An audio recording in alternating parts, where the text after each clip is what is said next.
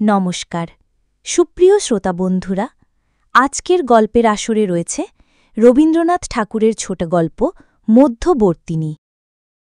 নিবারণের সংসার নিতান্তই সচরাচর রকমের, তাহাতে কাব্যরসের কোনো নামগন্ধ ছিল না। জীবনে উক্ত রসের যে কোনো আবশ্যক আছে এমন কথা তাহার মনে কখনো উদয় হয় নাই। যেমন পরিচিত পুরাতন চটিজোড়াটার মধ্যে পা দুটো দিব্য নিশ্চিন্তভাবে প্রবেশ করে, এই পুরাতন পৃথিবীটার মধ্যে নিবারণ সেইরূপ আপনার চিরাভ্যস্ত স্থানটি অধিকার করিয়া থাকে। সেই সম্বন্ধে ভ্রমেও কোনরূপ চিন্তা, তর্ক বা তত্ত্বালোচনা করে না। নিবারণ প্রাতঃকালে উঠিয়া গলির ধারে গৃহদ্বারে খোলা গায়ে বসিয়া অত্যন্ত নিরুদ্বিগ্নভাবে হুঁকাটি লইয়া তামাক খাইতে থাকে। পথ দিয়া লোকজন যাতায়াত করে, গাড়ি ঘোড়া চলে, বৈষ্ণব ভিখারি গান গাহে, পুরাতন বোতল সংগ্রহকারী হাঁকিয়া চলিয়া যায়। এই সমস্ত চঞ্চল দৃশ্য মনকে লঘুভাবে ব্যাপৃত রাখে এবং যেদিন কাঁচা আম অথবা তপসি মাছওয়ালা আসে সেদিন অনেক দরদাম করিয়া কিঞ্চিত বিশেষ রূপে রন্ধনের আয়োজন হয়। তাহার পর যথাসময় তেল মাখিয়া স্নান করিয়া আহার আনতে দড়িতে ঝুলানো চাপখানটি পড়িয়া এক শিলিম তামাক পানের সহিত নিঃশেষপূর্বক আরেকটি বানমুখে পুড়িয়া আপিসে যাত্রা করে। আপিস হইতে ফিরিয়া আসিয়া সন্ধেবেলাটা প্রতিবেশী রামধাচন ঘোষের বাড়িতে প্রশান্ত গম্ভীরভাবে সন্ধ্যা যাপন করিয়া আহার আনতে রাত্রে শয়নগৃহে স্ত্রী হরসুন্দরীর সহিত সাক্ষাৎ হয়। সেখানে মিত্রদের ছেলের বিবাহে আইবর ভাত পাঠানো, নবনিযুক্ত ঝির অবাধ্যতা, ছেচকি বিশেষে ফোড়ন বিশেষের উপযোগিতা সম্বন্ধে যে সমস্ত সংক্ষিপ্ত সমালোচনা চলে তাহা এ পর্যন্ত কোনো কবি ছন্দবদ্ধ করেন নাই এবং সেজন্য নিবারণের মনে কখনো ক্ষোভের উদয় হয় নাই। ইতিমধ্যে ফাল্গুন মাসে হরসুন্দরীর সংকট পীড়া উপস্থিত হইল। জ্বর আর কিছুতেই ছাড়িতে চাহে না। ডাক্তার যতই কুইনাইন দেয়, বাধাপ্রাপ্ত প্রবল স্রোতের ন্যায় জ্বরও তত ঊর্ধ্বে চড়িতে থাকে। এমনি ২০ দিন, ২২ দিন, ৪০ দিন পর্যন্ত ব্যাধি চলিল। নিবারণের আপিস বন্ধ। রামলোচনের বৈকালিক সভায় বহুকাল আর সে যায় না। কি যে করে তাহার ঠিক নাই। একবার শয়নগৃহে গিয়া রোগীর অবস্থা জানিয়া আসে, একবার বাহিরের বারান্দায় বসিয়া চিন্তিত মুখে তামাক টানিতে থাকে। ২ বেলা ডাক্তার বৈদ্য পরিবর্তন করে এবং যে যাহা বলে সেই ঔষধ পরীক্ষা করিয়া দেখিতে চাহে। ভালোবাসার এইরূপ অব্যবস্থিত শুশ্রূষা সত্ত্বেও ৪০ দিনে হরসুন্দরী ব্যাধিমুক্ত হইল। কিন্তু এমনি দুর্বল এবং শীর্ণ হইয়া গেল যে শরীরটি যেন বহুদূর হইতে অতি ক্ষীণস্বরে আছি বলিয়া সাড়া দিতেছে মাত্র। তখন বসন্তকালে দক্ষিণের হাওয়া দিতে আরম্ভ করিয়াছে এবং উষ্ণ নিশীথের চন্দ্রালোক ও সীমন্তিনীদের উন্মুক্ত শয়নকক্ষে নিঃশব্দ পদসঞ্চারে প্রবেশাধিকার লাভ করিয়াছে। হরসুন্দরীর ঘরের নিচেই প্রতিবেশীদের খিড়কির বাগান। সেটা যে বিশেষ কিছু সুদৃশ্য রমণীয় স্থান তাহা বলিতে পারি না। একসময় কে একজন শখ করিয়া গোটা কত ক্রোটন রোপণ করিয়াছিল, তারপরে আর সেদিকে বড় একটা দৃকপাত করে নাই। শুষ্ক ডালের মাচার উপর কুষ্মাণ্ডলতা উঠিয়াছে। বৃদ্ধ কুলগাছের তলায় বিষম জঙ্গল। রান্নাঘরের পাশে প্রাচীর ভাঙিয়া কতকগুলো ইট জড়ো হইয়া আছে এবং তাহারই সহিত দগ্ধাবশিষ্ট পাথুরে কয়লা এবং ছাই দিন দিন রাশিকৃত হইয়া উঠিতেছে। কিন্তু বাতায়ন্তলে শয়ন করিয়া এই বাগানের দিকে চাহিয়া হরসুন্দরী প্রতি মুহূর্তে যে একটি আনন্দরস পান করিতে লাগিল, তাহার অকিঞ্চিতকর জীবনে এমন সে আর কখনো করে নাই। গ্রীষ্মকালে স্রোতবেগ মন্দ হইয়া ক্ষুদ্র গ্রাম্য নদীটি যখন বালুশয্যার উপরে শীর্ণ হইয়া আসে, তখন সে যেমন অত্যন্ত স্বচ্ছতা লাভ করে, তখন যেমন প্রভাতের সূর্যালোক তাহার তলদেশ পর্যন্ত কম্পিত হইতে থাকে, বায়ুর স্পর্শ তাহার সর্বাঙ্গ পুলকিত করিয়া তোলে এবং আকাশের তারা তাহার স্ফটিক দর্পণের উপর সুখস্মৃতির ন্যায় অতি সুস্পষ্টভাবে প্রতিবিম্বিত হয়, তেমনি হরসুন্দরীর ক্ষীণ জীবনতন্তুর উপর আনন্দময় প্রকৃতির প্রত্যেক অঙ্গুলি যেন স্পর্শ করিতে লাগিল এবং অন্তরের মধ্যে যে একটি সঙ্গীত উঠিতে লাগিল, তাহার ঠিক ভাবটি সে সম্পূর্ণ বুঝিতে পারিল না। এমন সময় তাহার স্বামী যখন পাশে বসিয়া জিজ্ঞাসা করিত, কেমন আছো, তখন তাহার চোখে যেন জল উছলে উঠিত। রোগশীর্ণ মুখে তার চোখ দুটি অত্যন্ত বড় দেখায়। সেই বড় বড় প্রেমার্দ্র সকৃতজ্ঞ চোখ স্বামীর মুখের দিকে তুলিয়া শীর্ণ হস্তে স্বামীর হস্ত ধরিয়া চুপ করিয়া পড়িয়া থাকিত। স্বামীরও অন্তরে যেন কোথা হইতে একটা নতুন অপরিচিত আনন্দ রশ্মি প্রবেশ লাভ করিত। এইভাবে কিছুদিন যায়। একদিন রাত্রে ভাঙা প্রাচীরের উপরিবর্তী খর্ব অসৎ ঘাচের কম্পমান শাখান্তরাল হইতে একখানি বৃহৎ চাঁদ উঠিতেছে এবং সন্ধ্যাবেলাকার গুমট ভেঙে হঠাৎ একটা নিশাচর বাতাস জাগ্রত হইয়া উঠিয়াছে।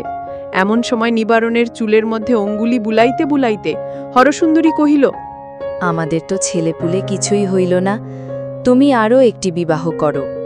হরসুন্দরী কিছুদিন হইতে এই কথা ভাবিতেছিল। মনে যখন একটা প্রবল আনন্দ, একটা বৃহৎ প্রেমের সঞ্চার হয়, তখন মানুষ মনে করে আমি সব করিতে পারি। তখন হঠাৎ একটা আত্মবিসর্জনের ইচ্ছা বলবতী হইয়া ওঠে। স্রোতের উচ্ছ্বাস যেমন কঠিন তটের উপর আপনাকে সবেগে মূর্ছিত করে, তেমনি প্রেমের আবেগ, আনন্দের উচ্ছ্বাস, একটা মহৎ ত্যাগ, একটা বৃহৎ দুঃখের উপর আপনাকে যেন নিক্ষেপ করিতে চাহে। সেইরূপ অবস্থায় অত্যন্ত পুলকিত চিত্তে একদিন হরসুন্দরী স্থির করিল, আমার স্বামীর জন্যে আমি খুব বড় একটা কিছু করিব। কিন্তু হায়, যতখানি সাধ ততখানি সাধ্য কাহার আছে? হাতের কাছে কি আছে, কি দেওয়া যায়? ঐশ্বর্য নাই, বুদ্ধি নাই, ক্ষমতা নাই, শুধু একটা প্রাণ আছে। সেটাও যদি কোথাও দিবার থাকে এখনই দিয়া ফেলি, কিন্তু তাহারই বা মূল্য কি? আর স্বামীকে যদি দুগ্ধ ফেনের মতো শুভ্র, নবনীর মতো কোমল, শিশু কন্দর্পের মতো সুন্দর একটি স্নেহের পুত্তুলি সন্তান দিতে পারিতাম, কিন্তু প্রাণপণে ইচ্ছা করিয়া মরিয়া গেলেও তো সেই হইবে না। তখন মনে হইল স্বামীর একটি বিবাহ দিতে হইবে। ভাবিল, স্ত্রীরা ইহাতে এত কাতর হয় কেন? এ কাজ তো কিছুই কঠিন নহে। স্বামীকে যে ভালোবাসে, সপত্নীককে ভালোবাসা তাহার পক্ষে কি এমন অসাধ্য? মনে করিয়া বক্ষ স্ফীত হইয়া উঠিল। প্রস্তাবটা প্রথম যখন শুনিল, নিবারণ হাসিয়া উড়াইয়া দিল। দ্বিতীয় এবং তৃতীয়বারও কর্ণপাত করিল না। স্বামীর এই অসম্মতি, এই অনিচ্ছা দেখিয়া হরসুন্দরীর বিশ্বাস এবং সুখ যতই বাড়িয়া উঠিল, তাহার প্রতিজ্ঞাও ততই দৃঢ় হইতে লাগিল। এদিকে নিবারণ যত বারংবার এই অনুরোধ শুনিল, ততই ইহার অসম্ভাব্যতা তাহার মন হইতে দূর হইল এবং গৃহদ্বারে বসিয়া তামাক খাইতে খাইতে সন্তান পরিবৃত গৃহের সুখময় চিত্র তাহার মনে উজ্জ্বল হইয়া উঠিতে লাগিল। একদিন নিজেই প্রসঙ্গ উত্থাপন করিয়া কহিল, বুড়ো বয়সে একটি কচি খুকিকে বিবাহ করিয়া আমি মানুষ করিতে পারিব না। হরসুন্দরী কহিল, সেজন্য তোমাকে ভাবিতে হইবে না, মানুষ করিবার ভার আমার উপর রহিল। বলিতে বলিতে এই সন্তানহীনা রমণীর মনে একটি কিশোর বয়স্কা, সুকুমারী, লজ্জাশীলা, মাতৃক্রড় হইতে সদ্য বিচ্যুতা নববধূর মুখচ্ছবি উদয় হইল এবং হৃদয় স্নেহে বিগলিত হইয়া গেল। নিবারণ কহিল, আমার আপিস আছে, কাজ আছে, তুমি আছো, কচিমের আবদার শুনিবার অবসর আমি পাইব না। হরসুন্দরী বারবার করিয়া কহিল, তাহার জন্য কিচ্ছুমাত্র সময় নষ্ট করিতে হইবে না, এবং অবশেষে পরিহাস করিয়া কহিল, আচ্ছা গো, তখন দেখিব কোথায় বা তোমার কাজ থাকে, কোথায় বা আমি থাকি, আর কোথায় বা তুমি থাকো। নিবারণ সে কথার উত্তরমাত্র দেওয়া আবশ্যক মনে করিল না। শাস্তির স্বরূপ হরসুন্দরীর কপলে তর্জনী আঘাত করিল। এই তো গেল ভূমিকা। একটি নন্নক পড়া, অশ্রুভরা ছোটখাটো মেয়ের সহিত নিবারণের বিবাহ হইল। তাহার নাম শৈলবালা। নিবারণ ভাবিল, নামটি বড় মিষ্ট এবং মুখখানিও বেশ ঢলঢল। তাহার ভাবখানা, তাহার চেহারাখানি, তাহার চলাফেরা একটু বিশেষ মনোযোগ করিয়া চাহিয়া দেখিতে ইচ্ছা করে, কিন্তু সে আর কিচ্ছুতেই হইয়া ওঠে না। উল্টিয়া এমন ভাব দেখাইতে হয় যে ওই তো এক ফোঁটা মেয়ে, উহাকে লইয়া তো বিষম বিপদে পড়িলাম, কোনো মতে পাশ কাটাইয়া আমার বয়সোচিত কর্তব্য ক্ষেত্রের মধ্যে গিয়া পড়িলে যেন পরিত্রাণ পাওয়া যায়। হরসুন্দরী নিবারণের এই বিষম বিপদগ্রস্ত ভাব দেখিয়া মনে মনে বড় আমোদ বোধ করিত। একদিন হাত চাপিয়া ধরিয়া বলিত, আহা, পালাও কোথায়? ওইটুকু মেয়ে, ও তো আর তোমাকে খাইয়া ফেলিবে না। নিবারণ দ্বিগুণ শস্যব্যস্ত ভাব ধারণ করিয়া বলিত, আরে রস রস, আমার একটু বিশেষ কাজ আছে, বলিয়া যেন পালাইবার পথ পাইত না। হরসুন্দরী হাসিয়া দ্বার আটকায় করিয়া বলিত, আজ ফাঁকি দিতে পারিবে না? অবশেষে নিবারণ নিতান্তই নিরুপায় হইয়া কাতরভাবে বসিয়া পড়িত। হরসুন্দরী তাহার কানের কাছে বলিত, আহা, পরের মেয়েকে ঘরে আনিয়া অমন অত শ্রদ্ধা করিতে নাই। এই বলিয়া শৈলবালাকে ধরিয়া নিবারণের বাম পাশে বসাইয়া দিত এবং জোর করিয়া ঘুমটা খুলিয়া ও চিবুক ধরিয়া তাহার আনত মুখ তুলিয়া নিবারণকে বলিত, আহা, কেমন চাঁদের মতো মুখখানি, দেখো দেখি। কোনো দিন বা উভয়কে ঘরে বসাইয়া কাজ আছে বলিয়া উঠিয়া যাইত এবং বাহির হইতে ঝনাত করিয়া দরজা বন্ধ করিয়া দিত। নিবারণ নিশ্চয় জানিত দুটি কৌতূহলী চক্ষু কোনো না কোনো ছিদ্রে সংলগ্ন হইয়া আছে। অতিশয় উদাসীনভাবে পাশ ফিরিয়া নিদ্রার উপক্রম করিত। শৈলবালা ঘোমটা টানিয়া গুটি সুটি মারিয়া মুখ ফিরাইয়া একটা কোণের মধ্যে মিলাইয়া থাকিত। অবশেষে হরসুন্দরী নিতান্ত না পারিয়া হাল ছাড়িয়া দিল, কিন্তু খুব বেশি দুঃখিত হইল না। হরসুন্দরী যখন হাল ছাড়িল তখন স্বয়ং নিবারণ হাল ধরিল। এ বড় কৌতূহল, এ বড় রহস্য। একটুকরা হীরক পাইলে তাহাকে নানাভাবে নানা দিকে ফিরাইয়া দেখিতে ইচ্ছা করে। আর এই একটি ক্ষুদ্র সুন্দর মানুষের মন বড় অপূর্ব। ইহাকে কত রকম করিয়া স্পর্শ করিয়া, সোহাগ করিয়া, অন্তরাল হইতে, সম্মুখ হইতে, পার্শ্ব হইতে দেখিতে হয়। কখনো একবার কানের দোলে দুল দিয়া, কখনো ঘোমটা একটুখানি টানিয়া তুলিয়া, কখনো বিদ্যুতের মতো সহসা সচকিতে, কখনো নক্ষত্রের মতো দীর্ঘকাল একদৃষ্টে নব নব সৌন্দর্যের সীমা আবিষ্কার করিতে হয়। ম্যাকমেরন কোম্পানির আপিসের হেডবাবু শ্রীযুক্ত নিবারণ চন্দ্রের অদৃষ্টে এমন অভিজ্ঞতা ইতিপূর্বে হয় নাই। সে যখন প্রথম বিবাহ করিয়াছিল তখন বালক ছিল, যখন যৌবন লাভ করিল তখন স্ত্রী তাহার নিকট চিরপরিচিত, বিবাহিত জীবন চিরপরিচিত। হরসুন্দরীকে অবশ্যই সে ভালোবাসিত, কিন্তু কখনোই তাহার মনে ক্রমে ক্রমে প্রেমের সচেতন সঞ্চার হয় নাই। একেবারে পাকা আম্রের মধ্যেই যে পতঙ্গ জন্মলাভ করিয়াছে, যাকে কোনো কালে রস অন্বেষণ করিতে হয় নাই, অল্পে অল্পে রসাস্বাদ করিতে হয় নাই, তাহাকে একবার বসন্তকালের বিকশিত পুষ্পবনের মধ্যে ছাড়িয়া দেওয়া হোক দেখি। বিকোচনমুখ গোলাপের আধখোলা মুখটির কাছে ঘুরিয়া ঘুরিয়া তাহার কি আগ্রহ! একটুকু যে রস পায়, একটুকু যে মধুর আস্বাদ লাভ করে, তাতে তাহার কি নেশা! নিবারণ প্রথমটা কখনো বা একটা গাউন পরা কাচের পুতুল, কখনো বা এক শিশি এসেন্স, কখনো বা কিছু মিষ্টদ্রব্য কিনিয়া আনিয়া শৈলবালাকে গোপনে দিয়া যায়। তো এমনি করিয়া একটুখানি ঘনিষ্ঠতার সূত্রপাত হয়। অবশেষে কখন একদিন হরসুন্দরী গৃহকার্যের অবকাশে আসিয়া দ্বারের ছিদ্র দিয়া দেখিল নিবারণ এবং শৈলবালা বসিয়া কড়ি লইয়া ১০-২৫ খেলিতেছে। বুড়া বয়সের এই খেলা বটে। নিবারণ সকালে আহারাদি করিয়া যেন আপিসে বালির হইল, কিন্তু আপিসে না গিয়া অন্তঃপুরে প্রবেশ করিয়াছে। এ প্রবঞ্চনার কি আবশ্যক ছিল? হঠাৎ একটা জ্বলন্ত বজ্রশলাকা দিয়া কে যেন হরসুন্দরীর চোখ খুলিয়া দিল। সেই তীব্র তাপে চোখের জল বাষ্পে হইয়া শুকাইয়া গেল। হরসুন্দরী মনে মনে কহিল, আমিই তো উহাকে ঘরে আনিলাম, আমিই তো মিলন করাইয়া দিলাম, তবে আমার সঙ্গে এমন ব্যবহার কেন, যেন আমি উহাদের সুখের কাটা। হরসুন্দরী শৈলবালাকে গৃহকার্য শিখাইত। একদিন নিবারণ মুখ ফুটিয়া বলিল, ছেলে মানুষ, উহাকে তুমি বড় বেশি পরিশ্রম করাইতেছ, উহার শরীর তেমন সবল নহে। বড় একটা তীব্র উত্তর হরসুন্দরী মুখের কাছে আসিয়াছিল, কিন্তু কিছু বলিল না, চুপ করিয়া গেল। সেই অবধি বউকে কোনো গৃহকার্যে হাত দিতে দিত না। রাধা বাড়া, দেখাশোনা সমস্ত কাজ নিজে করিত। এমন হইল শৈলবালা আর নড়িয়া বসিতে পারে না। হরসুন্দরী দাসীর মতো তাহার সেবা করে এবং স্বামী বিদূষকের মতো তাহার মনোরঞ্জন করে।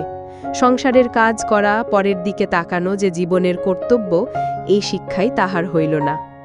হরসুন্দরী যে নীরবে দাসীর মতো কাজ করিতে লাগিল, তাহার মধ্যে ভারী একটা গর্ব আছে, তাহার মধ্যে ন্যূনতা এবং দীনতা নাই। সে কহিল, তোমরা দুই শিশুতে মিলিয়া খেলা করো, সংসারের সমস্ত ভার আমি লইলাম। হায়, আজ কোথায় সে বল? যে বলে হরসুন্দরী মনে করিয়াছিল স্বামীর জন্য চিরজীবনকাল সে আপনার প্রেমের দাবির অর্ধেক অংশ অকাতরে ছাড়িয়া দিতে পারিবে। হঠাৎ একদিন পূর্ণিমার রাত্রিরে জীবনে যখন জোয়ার আসে, তখন দুই কুল প্লাবিত করিয়া মানুষ মনে করে আমার কোথাও সীমা নাই। তখন যে একটা বৃহৎ প্রতিজ্ঞা করিয়া বসে, জীবনের সুদীর্ঘ ভাটার সময় সে প্রতিজ্ঞা রক্ষা করিতে তাহার সমস্ত প্রাণে টান পড়ে। হঠাৎ ঐশ্বর্যের দিনে লেখনীর এক আচরে যে দানপত্র লিখিয়া দেয়, চির দারিদ্র্যের দিনে পলে পলে তিল তিল করিয়া তাহা শোধ করিতে হয়। তখন বুঝা যায় মানুষ বড় দীন, হৃদয় বড় দুর্বল, তাহার ক্ষমতা অতি যৎসামান্য। দীর্ঘ রোগাবসানে ক্ষীণ রক্তহীন পাণ্ডু কলবরে সেদিন শুক্ল দ্বিতীয়ার চাঁদের মতো একটি শীর্ণ রেখা মাত্র ছিল হরসুন্দরী। সংসারে নিতান্ত লঘু হইয়া ভাসিতেছিল। মনে হইয়াছিল আমার যেন কিছুই না হইলেও চলে। ক্রমে শরীর বলি হইয়া উঠিল, রক্তের তেজ বাড়িতে লাগিল। তখন হরসুন্দরীর মনে কোথা হইতে একদল শরিক আসিয়া উপস্থিত হইল। তাহারা উচ্চৈশ্বরে কহিল, তুমি তো ত্যাগপত্র লিখিয়া বসিয়া আছো, কিন্তু আমাদের দাবি আমরা ছাড়িব না। হরসুন্দরী যেদিন প্রথম পরিষ্কার রূপে আপন অবস্থা বুঝিতে পারিল, সেদিন নিবারণ ও শৈলবালাকে আপন শয়নগৃহ ছাড়িয়া দিয়া ভিন্ন গৃহে একাকিনী গিয়া শয়ন করিল। 8 বৎসর বয়সে বাসর রাত্রে যে শয্যায় প্রথম শয়ন করিয়াছিল, আজ 27 বৎসর পরে সেই শয্যা ত্যাগ করিল। প্রদীপ নিভাইয়া দিয়া এই সধবা রমণী যখন অসহ্য হৃদয়ভার লইয়া তাহার নূতন বৈধব্য শয্যার উপরে আসিয়া পড়িল, তখন গলির অপর প্রান্তে একজন শৌখিন যুবা বেহাগ রাগিণীতে মালিনীর গান গাহিতেছিল, আরেকজন বা তবলায় সঙ্গত করিতেছিল, এবং শ্রোত্রী বন্ধুগণ সমেটাছে হা হা করিয়া চিৎকার করিয়া উঠিতেছিল। তাহার সেই গান সেই নিস্তব্ধ জ্যোৎস্নারাত্রে পার্শ্বের ঘরে মন্দ শোনাইতেছিল না। তখন বালিকা শৈলবালার ঘুমে চোখ ঢুলিয়া পড়িতেছিল, আর নিবারণ তাহার কানের কাছে মুখ রাখিয়া ধীরে ধীরে ডাকিতেছিল, সই। লোকটা ইতিমধ্যে বঙ্কিমবাবুর চন্দ্রশেখর পড়িয়া ফেলিয়াছে, এবং 2-1 আধুনিক কবির কাব্য শৈলবালাকে পড়িয়া শোনাইয়াছে। নিবারণের জীবনের নিম্নস্তরে যে একটি যৌবন উৎস বরাবর চাপা পড়িয়াছিল, আঘাত পাইয়া হঠাৎ বড় অসময় তাহা উচ্ছ্বসিত হইয়া উঠিল। কেহই সেজন্য প্রস্তুত ছিল না।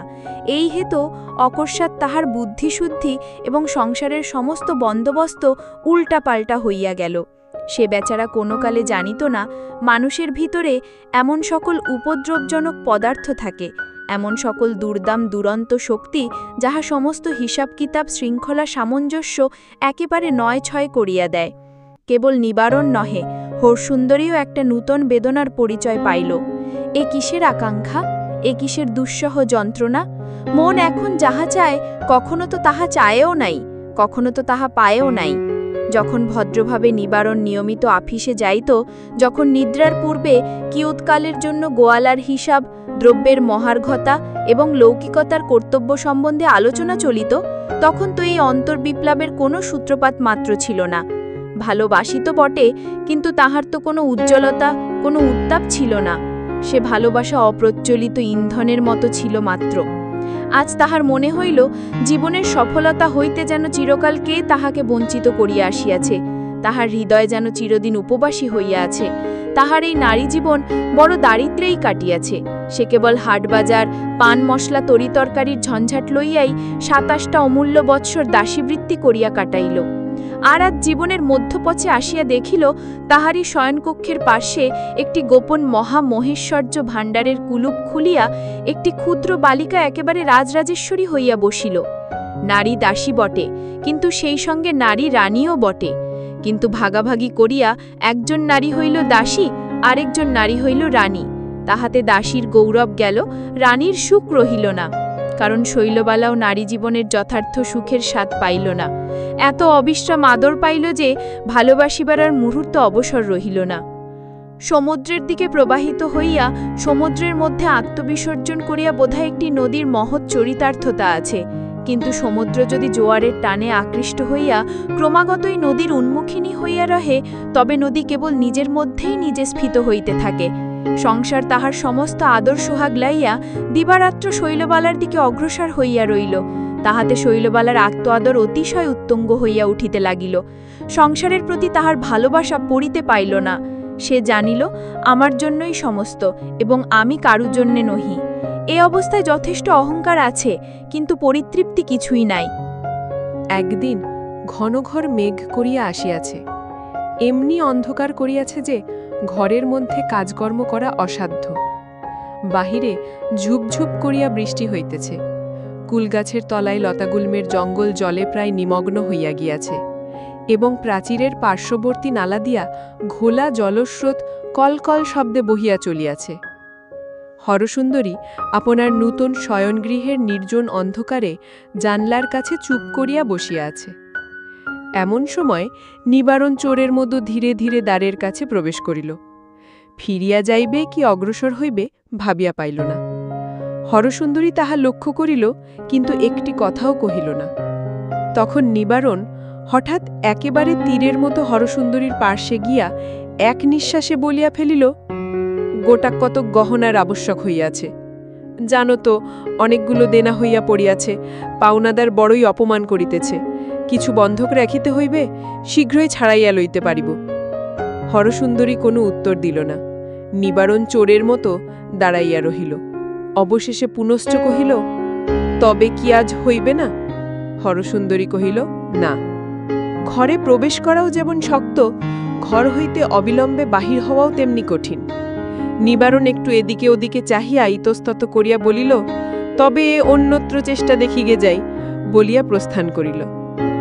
ঋণ কোথায় এবং কোথায় গহনা বন্ধক দিতে হইবে হরসুন্দরী তাহা সমস্তই বুঝিল। নববধূ পূর্বরাত্রে তাহার এই হতবুদ্ধি পোষা পুরুষটিকে অত্যন্ত ঝমকার দিয়া বলিয়াছিল, দিদির সিন্দুক ভরা গহনা, আর আমি বুঝি একখানিও পরিতে পারি না। নিবারণ চলিয়া গেলে ধীরে ধীরে উঠিয়া লোহার সিঁদুক খুলিয়া এক এক করিয়া সমস্ত গহনা বাহির করিল। শৈলবালাকে ডাকিয়া প্রথমে আপনার বিবাহের বেনারসি শাড়িখানি পরাইল। তাহার পর তাহার আপাদমস্তক এক একখানি করিয়া গহনায় ভরিয়া দিল। ভালো করিয়া চুল বাঁধিয়া দিয়া প্রদীপ জ্বালিয়া দেখিল বালিকার মুখখানি বড় সুমিষ্ঠ, একটি সদ্য পক্ক সুগন্ধ ফলের মতো নিটোল রসপূর্ণ।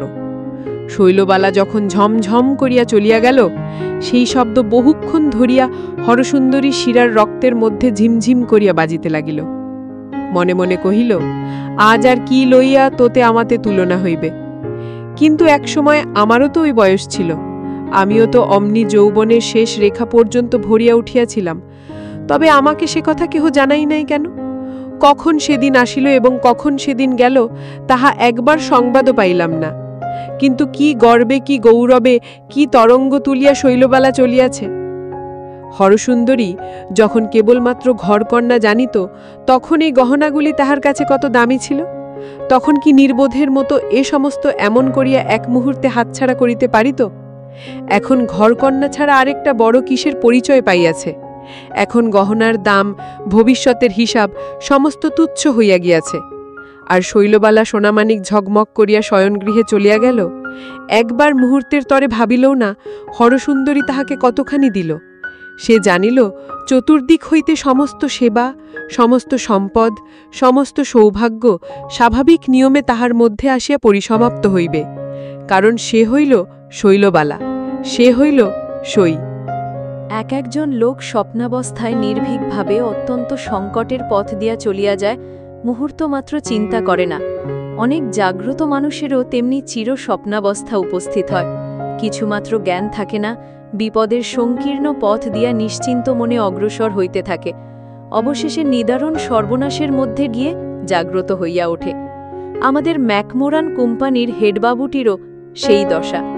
শৈলবালা তাহার জীবনের মাঝখানে একটা প্রবল আবর্তের মতো ঘুরিতে লাগিল এবং বহু দূর হইতে বিবিধ মহার্ঘ পদার্থ আকৃষ্ট হইয়া তাহার মধ্যে বিলুপ্ত হইতে লাগিল। কেবল যে নিবারণের মনুষ্যত্ব এবং মাসিক বেতন, হরসুন্দরের সুখ সৌভাগ্য এবং বসনভূষণ তাহা নহে, সঙ্গে সঙ্গে ম্যাকমোরান কোম্পানির ক্যাশ তহবিলেও গোপনে টান পড়িল। তাহার মধ্যে হইতেও দুটা একটা করিয়া তোড়া অদৃশ্য হইতে লাগিল। নিবারণ স্থির করিত, আগামী মাসের বেতনটি হাতে আসিবা মাত্র সেই আবর্ত হইতে টান পড়ে এবং শেষ দুয়ানিটি পর্যন্ত চকিতের মতো চিকমিক করিয়া বিদ্যুৎ বেগে অন্তর্হিত হয়। শেষে একদিন ধরা পড়িল। পুরুষানুক্রমের চাকুরি, সাহেব বড় ভালোবাসে, তহবিল পূরণ করিয়া দিবার জন্য 2 দিন মাত্র সময় দিল। কেমন করিয়া সে ক্রমে 2500 টাকার তহবিল ভাঙিয়াছে তাহা নিবারণ নিজেই বুঝিতে পারিল না। একেবারে পাগলের মতো হইয়া হরসুন্দরীর কাছে গেল, বলিল, সর্বনাশ হইয়াছে। হরসুন্দরী সমস্ত শুনিয়া একেবারে পাংশুবর্ণ হইয়া গেল। নিবারণ কহিল, শীঘ্র গহনাগুলো বাহির করো। হরসুন্দরী কহিল, সে তো আমি সমস্ত ছোট বউকে দিয়াছি। নিবারণ নিতান্ত শিশুর মতো অধীর হইয়া বলিতে লাগিল, কেন দিলে ছোট বউকে, কেন দিলে, কে তোমাকে দিতে বলিল? হরসুন্দরী তাহার প্রকৃত উত্তর না দিয়া কহিল, তাতে কি ক্ষতি হইয়াছে? সে তো আর জলে পড়ে নাই। ভীরু নিবারণ কাতর স্বরে কহিল, তবে যদি তুমি কোনো ছুতা করিয়া তাহার কাছ হইতে বাহির করিতে পারো, কিন্তু আমার মাথা খাও বলিও না যে আমি চাহিছি কিংবা কি জন্য চাহিছি। তখন হরসুন্দরী মর্মান্তিক বিরক্তি ও ঘৃণা ভরে বলিয়া উঠিল, এই কি তোমার ছলছুতা করিবার সোহাগ দেখাইবার সময়? চলো। বলিয়া স্বামীকে লইয়া ছোট বউয়ের ঘরে প্রবেশ করিল। ছোট বউ কিছু বুঝিল না। সে সকল কথাতেই বলিল, সে আমি কি জানি? সংসারের কোনো চিন্তা যে তাহাকে কখনো ভাবিতে হইবে এমন কথা কি তাহার সহিত ছিল?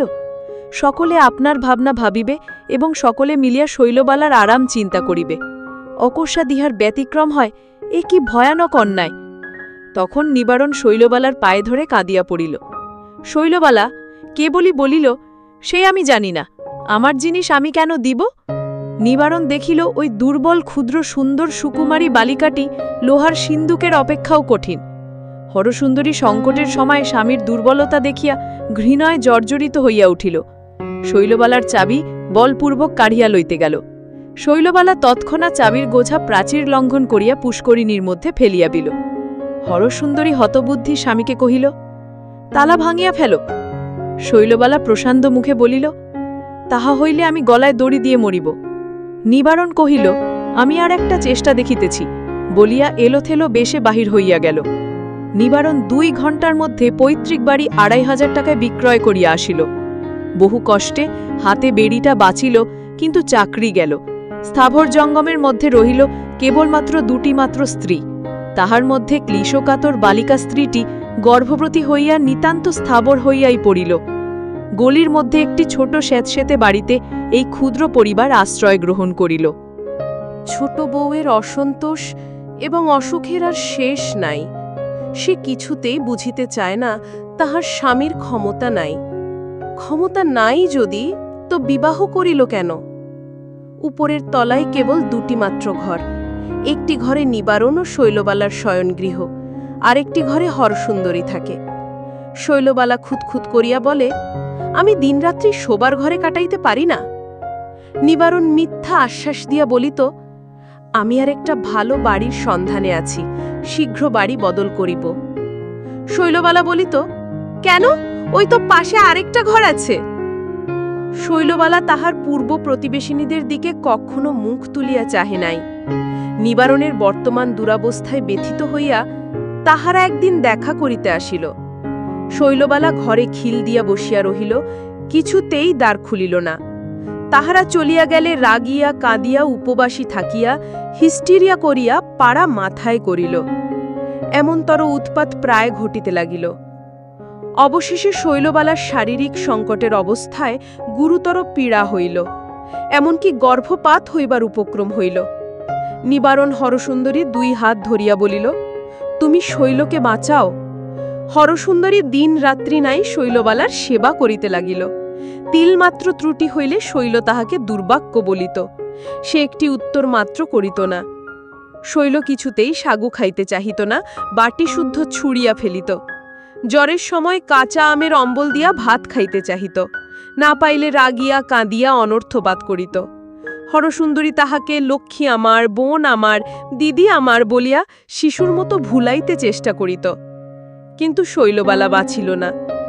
সংসারের সমস্ত সোহাগ আদর লইয়া পরম অসুখ ও অসন্তোষে বালিকার ক্ষুদ্র অসম্পূর্ণ ব্যর্থ জীবন নষ্ট হইয়া গেল। নিবারণের প্রথমে খুব একটা আঘাত লাগিল, পরক্ষণেই দেখিল তাহার একটা মস্ত বাঁধন ছিড়িয়া গিয়াছে। শোকের মধ্যে হঠাৎ তাহার একটা মুক্তির আনন্দ বোধ হইল।